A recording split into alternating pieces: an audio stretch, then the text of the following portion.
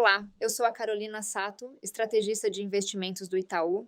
E eu sou o Vitor Camacho, estrategista de investimentos do Itaú, e este é o Radar do Mercado desta sexta-feira, 31 de julho de 2026. O principal tema da semana no exterior foi a decisão do Federal Reserve, o Banco Central dos Estados Unidos, que manteve a taxa de juros no intervalo de 3,5 a 3,75, em linha com o esperado. O comunicado trouxe poucas alterações em relação à reunião anterior e continuou descrevendo uma economia em expansão sólida, com o mercado de trabalho estável e inflação ainda elevada frente à meta de 2%. O ponto de maior repercussão veio do dissenso mais duro no comitê, com 3 membros defendendo uma alta de 0,25 ponto percentual já nesta reunião. A leitura geral foi, portanto, um pouco mais dura do que a implícita no texto, ainda que sem sinalização clara de aperto iminente. Quanto aos próximos passos, a autoridade monetária seguiu enfatizando dependência dos dados e evitando guidance explícito. Na coletiva, Kevin Warsh ofereceu sinais mistos. Por um lado, indicou um Fed mais atento ao aperto já promovido pelas condições financeiras, destacando a elevação dos juros nominais e reais ao longo da curva do Tesouro desde a última reunião. Ao mesmo tempo, reafirmou o compromisso com a inflação de 2% e reconheceu que choques de oferta dificultam a leitura sobre o comportamento subjacente dos preços. A reação imediata do mercado foi condizente com a interpretação de um Fed mais tolerante com a inflação. Na agenda de dados, o índice de preços das despesas de consumo pessoal de junho reforçou a percepção de moderação inflacionária nos Estados Unidos. O núcleo do indicador, medida mais acompanhada pelo Fed, avançou 0,13 no mês, abaixo do esperado e com abertura mais favorável. A leitura ajuda a consolidar a rodada de dados mais benignos vista recentemente e reduz a pressão imediata por uma resposta adicional do Fed. Ainda assim, parte da melhora pode refletir fatores temporários e questões sazonais, o que recomenda cautela na interpretação das leituras mensais. À frente, a continuidade desse movimento será crucial para testar se a inflação de fato entra em trajetória mais confortável. Ao mesmo tempo, o produto interno bruto do segundo trimestre cresceu 1,5% em termos anualizados, abaixo do esperado, mas com composição boa. O consumo das famílias mostrou recuperação, o investimento permaneceu firme e as vendas finais seguiram em patamar robusto, enquanto estoques, exportações líquidas e setor público pesaram negativamente sobre o resultado agregado. O dado reforça, portanto, a avaliação de resiliência da economia americana. No Brasil, o principal destaque foi a divulgação do IPCA 15 de julho, que avançou 0,06%, abaixo do esperado e desacelerando frente ao mês anterior. Em 12 meses, o índice passou a acumular alta de 4,52%. Mais importante do que o headline, a composição também veio melhor, com surpresa baixista em serviços, alívio em administrados e comportamento mais favorável em bens industriais. Para a política monetária, o dado oferece algum espaço adicional para uma leitura mais favorável sobre a continuidade da flexibilização. Ainda assim, as incertezas à frente permanecem.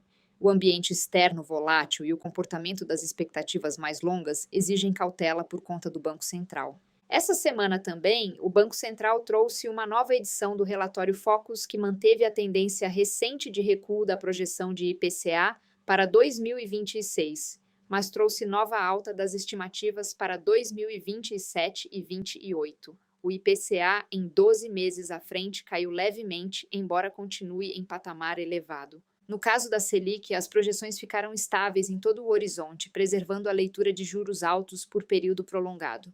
Já o PIB mostrou estabilidade em 2026 e novas revisões para baixo em 27 e 28, sugerindo alguma acomodação do crescimento esperado nos anos seguintes.